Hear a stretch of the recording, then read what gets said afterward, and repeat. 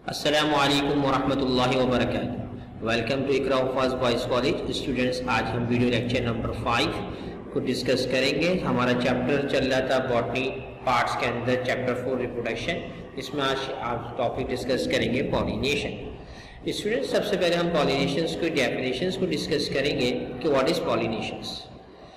Generalise अगर definition देखें कि किसी भी फ्लावर्स के अंदर पॉलन ग्रेन का ट्रांसफर हो एंथर से स्टिग्मा। जैसे प्रीवियस लेक्चर्स में आपको मैंने बताया था कि एंथर और फिलामेंट्स को क्या कहते हैं, स्टैमन कहते हैं, जो कि मेल पार्ट होता है, और स्टिग्मा स्टाइल ओवरी वो किसका पार्ट होता है, वो कार्पल्स का पार्ट होता है। यानी कि पॉलन ग्रेन्स एंथर से निकल के अगर स्टिग्मा के पास जाके स्टिक हो जाए तो इस प्रोसेस को हम क्या कहते हैं, पॉलिनेशंस कहते हैं। अब स्टूडेंट देखते हैं कि how does pollinations occur, pollination होती किस तरह है। किसी भी अगर स्टैमन्स के अंदर एंथर और एंथर के अंदर पॉलन ग्रेन्स हैं और पॉलन ग्रेन्स जो एंथर से बस्ट हो रहे हैं और बस्ट होने के बाद ये स्टिग्मा से स्टिक हो जाते हैं, क्योंकि स्टिकी नेचर होती है स्टिग्मा की। अब वो सेम फ्लावर भी हो सकते हैं, डिफरेंट फ्लावर्स भी हो सकते हैं, और ये स्टिकनेस जो है वो इंसेक्ट के जरिए भी हो सकती है, एयर्स के जरिए भी हो सकती है, और कोई दूसरे एजेंट से होती है। इस तरह पॉलिनेशन अकर होती है और ये डिपेंड करती है कौन सी टाइप्स की पॉलिनेशन हो रही है। आपको ध्यान में रखना है कि पॉलिनेशन किस तरह हुई। एंथर के अंदर जो पॉलन ग्रेन डेवलप हुए तो एंथर बस्ट हुआ, और पॉलन ग्रेन बस्ट होने पे, एंथर के बस्ट होने पे पॉलन ग्रेन्स जो है वो स्प्लिट हुए और वो स्टिग्मा जो कि कार्पल का एक पार्ट है उसके जाके साथ स्टिक हो गए। इस प्रोसेस को हम क्या कहते हैं, पॉलिनेशंस कहते हैं। अब इस डायग्राम में आप देखें, जैसे ये पॉलिनेशंस हो रही है थ्रू इंसेक्ट, जिसे हम पॉलिनेटर कहते हैं। अब ये पॉलन ग्रेन्स जो है बस्ट हुए एंथर से और ये दूसरे फ्लावर्स के स्टिग्मा पार्ट के अंदर एंटर हो रहे हैं। जैसे कि इस डायग्राम में स्टूडेंट्स आप देखें, ये पॉलन ग्रेन एंथर से बस्ट हुए और ये फॉर एग्जांपल ये इंसेक्ट जिसको हम पॉलिनेटर कह रहे हैं, इधर से ये स्टिक होने के बाद ये इंसेक्ट जब फ्लावर के स्टिग्मा पे पहुंचेगा, जो स्टिग्मा वैसे ही स्टिक इन नेचर होता है, और ये पॉलन ग्रेन सब किसके अंदर एंटर हो जाएंगे, स्टिग्मा के अंदर एंटर हो जाएंगे। तो इस प्रोसेस को पॉलिनेशंस कहते हैं। अब स्टूडेंट्स हम आते हैं इसकी टाइप्स के ऊपर, कि टाइप्स ऑफ पॉलिनेशंस क्या हैं। फर्स्ट टाइप है हमारे पास सेल्फ पॉलिनेशन, सेकंड टाइप हमारे पास है क्रॉस पॉलिनेशन। अब हम सेल्फ पॉलिनेशंस को डिफाइन करते हैं। कोई भी पॉलन ग्रेन्स जो कि एंथर में डेवलप हुए, उसके बाद एंथर ने बस्ट किया तो पॉलन ग्रेन्स ट्रांसफर हो जाते हैं फ्लावर के स्टिग्मा पार्ट के ऊपर। अगर ये सेम फ्लावर के अंदर ये प्रोसेस हो रहा है तो उसे हम क्या कहते हैं, सेल्फ पॉलिनेशंस कहते हैं। और ये ज्यादातर बीन्स और टोमेटो प्लांट्स के अंदर ज्यादा कर होता है। इस डायग्राम्स के अंदर आप देखें, ये एक ही फ्लावर है, इसी फ्लावर में एंड्रोशियम पार्ट भी है, गायनोशियम पार्ट भी है। मैंने स्टूडेंट्स बताया था कि एंड्रोशियम पार्ट्स क्या होता है, एंथर और फिलामेंट्स होते हैं, और gynoecium part stigma style ovary होते हैं, और single unit of gynoecium is called carpels. अब एक ही फ्लावर्स के जो एंथर बस्ट हुआ, पॉलन ग्रेन उसमें से निकले और उसी फ्लावर के वो किसमें चले गया, स्टिग्मा के अंदर चले गया। तो इस प्रोसेस को हम कहेंगे सेल्फ पॉलिनेशन। अब नेक्स्ट डायग्राम्स के अंदर भी देख लें, ये भी सेल्फ पॉलिनेशन कहलाएगी। एक ही प्लांट्स के दो फ्लावर्स हैं, इसका एक फ्लावर से दूसरे फ्लावर्स के अंदर ये चले गया। प्लांट्स एक ही है, आपने देखा होगा एक प्लांट्स के अंदर बहुत सारे फ्लावर्स होते हैं। एक फ्लावर से एक फ्लावर का पॉलन ग्रेन जो कि एंथर से निकला और वो दूसरे फ्लावर्स के कार्पल से कौन से पार्ट के ऊपर, स्टिग्मा में जाके स्टिक हो गया।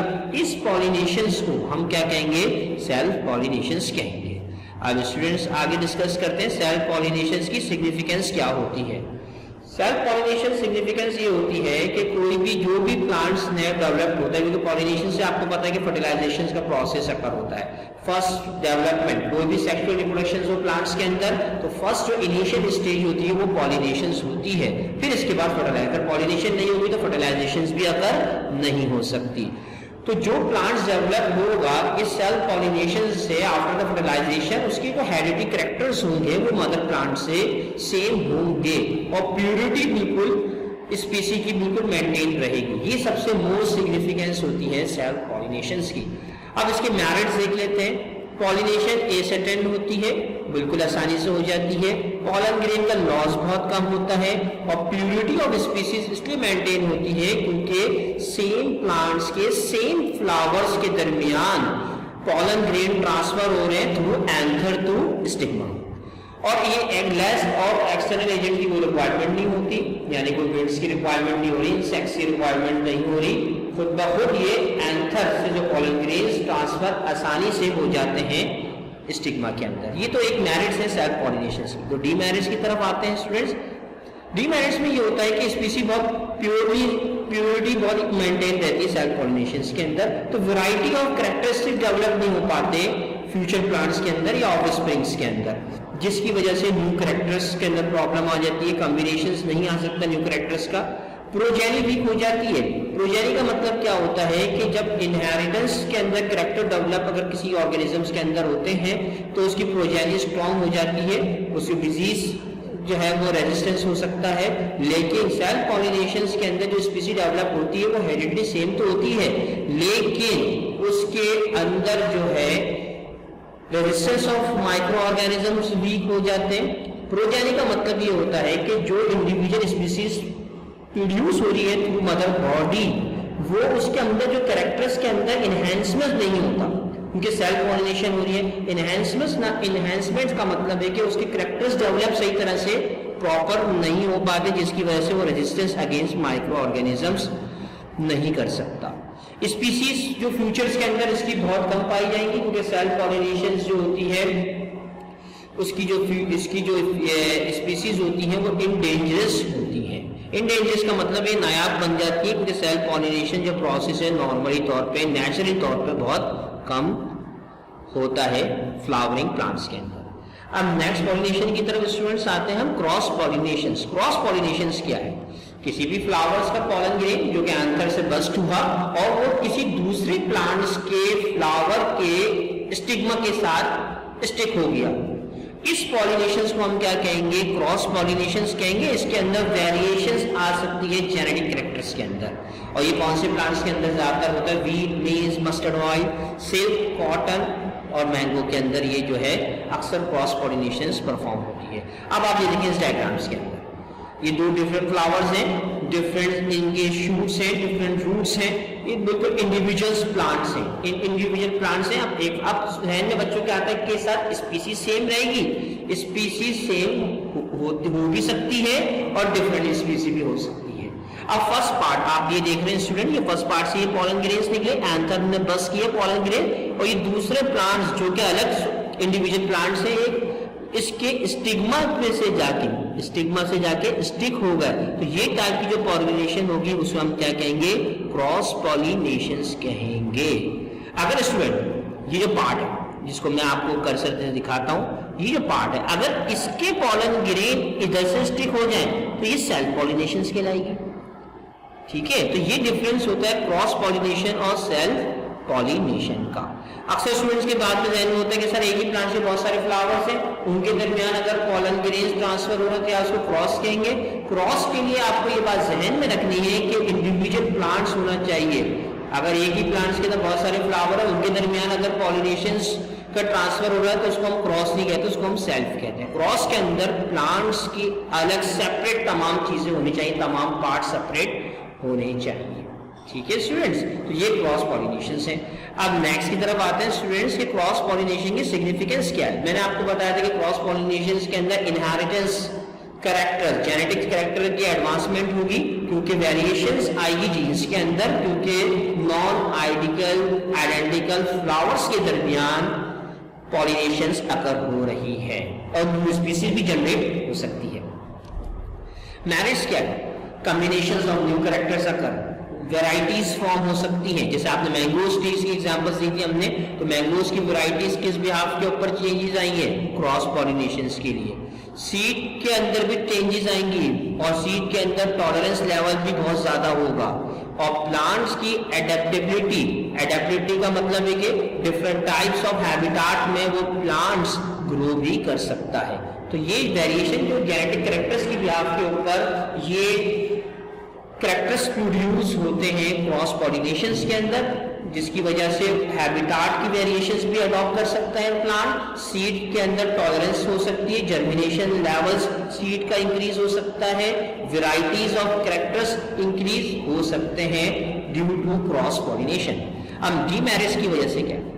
डीमेरिट्स क्या है कि क्रॉस पॉलिनेशन के लिए एक्सटर्नल एजेंट बहुत जरूरी होते हैं, चाहे वो विंड की सूरत में हो, चाहे वो पॉलिनेटर यानी कि इंसेक्ट की सूरत के अंदर हो। तो ये एक तरह से डीमेरिट है, एक्सटर्नल एजेंट्स के बगैर क्रॉस पॉलिनेशन अकर नहीं हो सकती।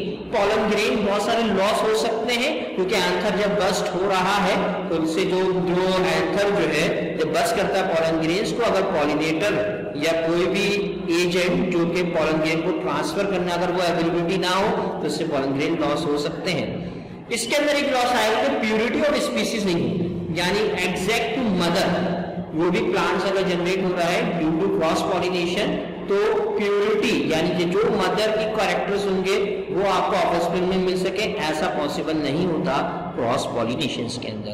तो एग्जाम के पॉइंट ऑफ व्यू से आपको डेफिनेशन स्टूडेंट ध्यान में रखनी है, सेल्फ पॉलिनेशन, क्रॉस पॉलिनेशन और इनके डिफरेंशिएट्स। तो आपको मुझे डिफरेंशिएट लिख के दिखाने हैं और एडमिन वालों को आप इसको जो है वो व्हाट्सएप के थ्रू आप लोगों को ये दिखाना होगा मुझे कि आपने डिफरेंशिएट किस तरह लिखे सेल्फ पॉलिनेशन और क्रॉस पॉलिनेशंस के। अब इसमें लास्ट टॉपिक हम डिस्कस कर लेते हैं पॉलन ट्यूब। ये पॉलन ट्यूब क्या चीज है जो कि पॉलिनेशंस में पॉलिनेशन जैसी हो गई स्टूडेंट्स, जिसमें पॉलन ग्रेन जो है वो स्टिक हो गए स्टिग्मा के अंदर। तो अब क्या होगा, अब आप इसको जरा गौर से देखें। ये डायग्राम, दोनों डायग्राम आपके सामने रखता हूं मैं। अब ये देखें, ये जैसे ही पॉलन ग्रेन स्टिक होता है स्टिग्मा के ऊपर तो एक ट्यूब बनना शुरू हो जाती है। ये ट्यूब कौन बना रहा है, ये पॉलन ग्रेन्स बना रहे हैं जिसे हम कहते हैं पॉलन ट्यूब। इसके अंदर माइक्रो स्पोंजिया होते हैं जो कि मेल पार्ट्स होते हैं।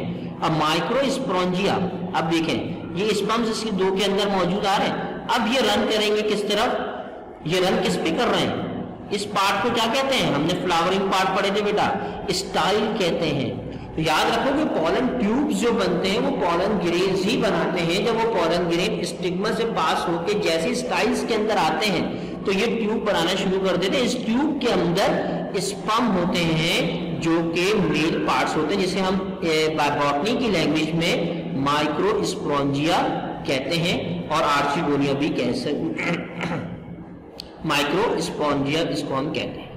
अब जैसे ही ये देखें, अब आप इस डायग्राम में देखें ये ट्यूब जो है वो जारी है, अब किस पे पहुंच गई, एम्ब्रॉय सैक के अंदर ये पहुंच जाती है और इधर माइक्रोपाइल्स मौजूद होते हैं। इससे फर्टिलाइजेशन अकर होती है। आज की क्लास के अंदर बस आपको ये जहन में रखना है कि पॉलन ट्यूब बन कैसे रही है। A tube that is formed by a pollen grain, a tube is formed by a pollen grain to convey the sperm nuclei to the embryo sac. तो एम्ब्रियो सैक क्या चीज है, ये एम्ब्रियो सैक है जो कि स्पर्म को convey कर रही है, स्पर्म को ट्रांसफर कर रही है इनटू द एम्ब्रियो सैक जो कि ओव्यूल का पार्ट होता है। अब इधर स्पर्म और एम्ब्रियो सैक के अंदर जब क्या प्रोसेस ऐसा होता है जिसकी वजह से सीड डेवलप या फ्रूट डेवलप होते हैं, ये हम फर्टिलाइजेशंस जो हमारी नेक्स्ट वीडियो लेक्चर होगा उसमें आप लोग देखेंगे। उम्मीद है कि ये लेक्चर आपको पॉलन ग्रेन का समझ में आ गया होगा। इंशाअल्लाह ताला नेक्स्ट लेक्चर के अंदर आपसे मुलाकात होती है। अस्सलामु अलैकुम व रहमतुल्लाहि व बरकातहू।